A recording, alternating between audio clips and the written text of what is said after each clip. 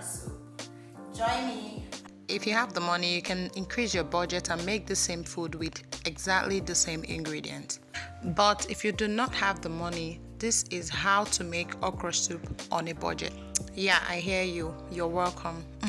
Now that we have prepped all the ingredients, we're going to be putting the pot on fire and boiling the meat. In this process, you have to make sure your meat is well seasoned. Here, I added the stockfish and the meat so they can cook together. Then I added pepper mix. This pepper mix, there is crayfish in it. If you can see, I added crayfish. So the pepper mix is simply crayfish, onion, and pepper. You can blend it or you can pound it. I pounded mine though. Then add a little bit of water and cook it for a bit. And that is so the ingredients can get into the meat very well. Then when it has come up to a boil, you can add some water. You can see me adding extra water to help it cook properly.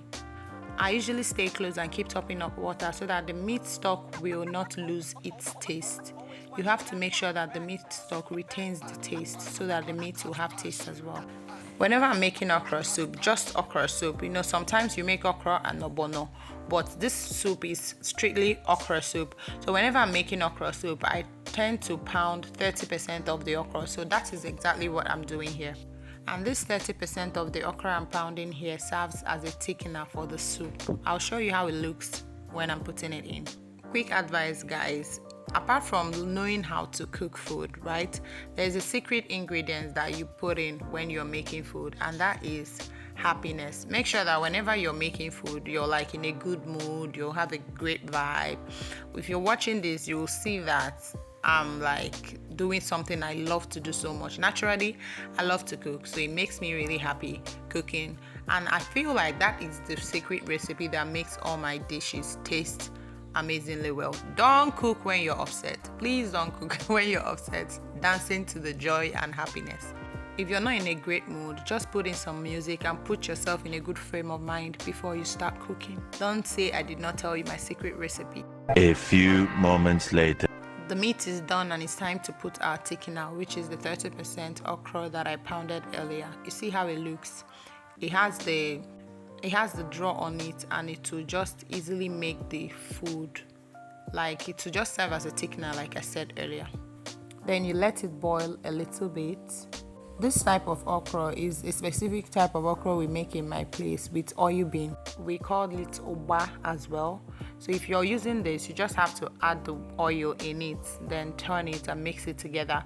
But if you're not using it, this is the time for you to put the oil in the pot. So I'm using this oil bean just for personal preference, and because of the fact that this is a low budget okra soup, this will help and make it rich. Do you understand? Moving forward, we're going to go ahead and put it in the pot.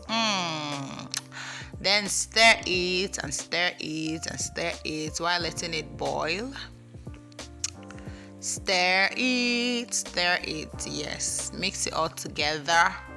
It's looking nice, but we're not even close to the magic we're about to be making.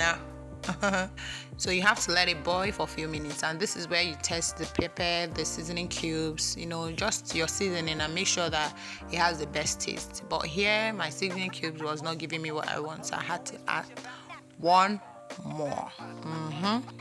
Then we'll proceed to add the leaf.